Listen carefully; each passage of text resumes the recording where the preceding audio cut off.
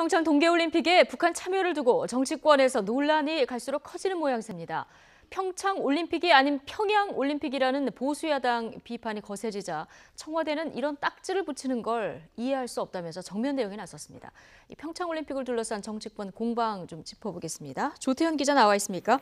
네, 국회입니다. 네, 자 어제 청와대 입장 발표부터 좀 살펴보죠. 평양올림픽이라는 일각의 비판에 대해서 청와대가 이제 정면으로 반박을 하는 입장문을 냈습니다.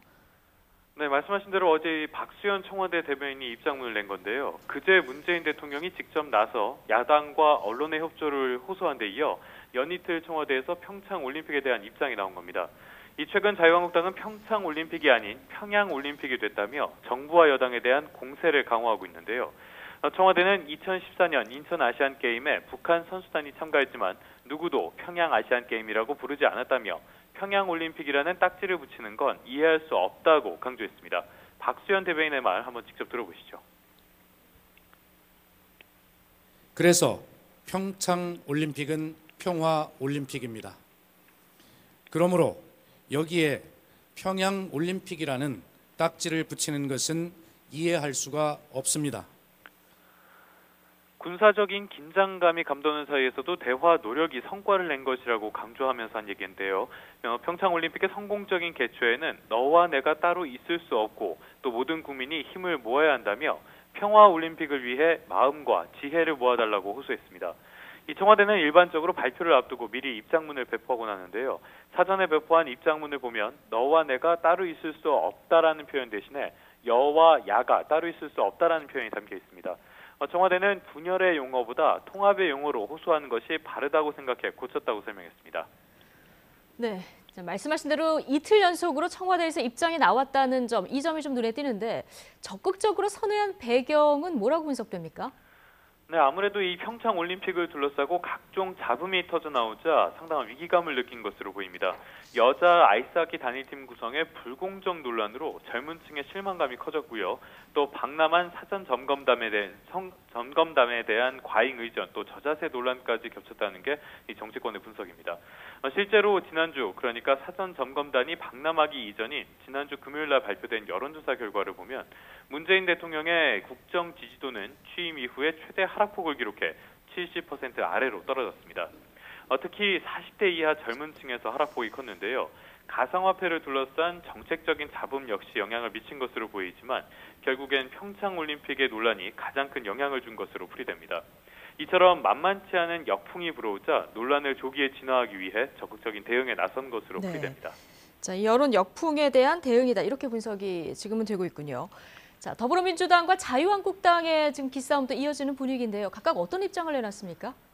네, 먼저 집권여당인 더불어민주당은 청와대와 보조를 맞추면서 자유한국당의 공세를 차단하는 데 주력하는 모습입니다.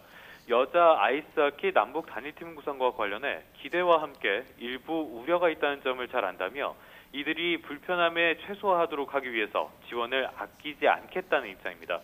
또 땀을 통한 공정 경쟁으로 화합과 평화에 한 발 더 가까이 하기 위한 자리인 만큼 색깔론으로 무장하고 올림픽 실패를 바라서는 안 된다며 자유한국당을 정조준했습니다.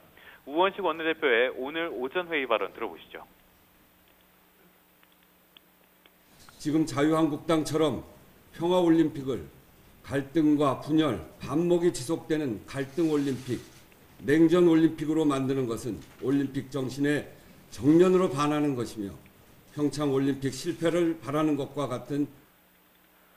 반면 자유한국당은 그동안의 수세에서 벗어나 연일 정부와 여당을 향한 거센 공세를 이어가고 있습니다.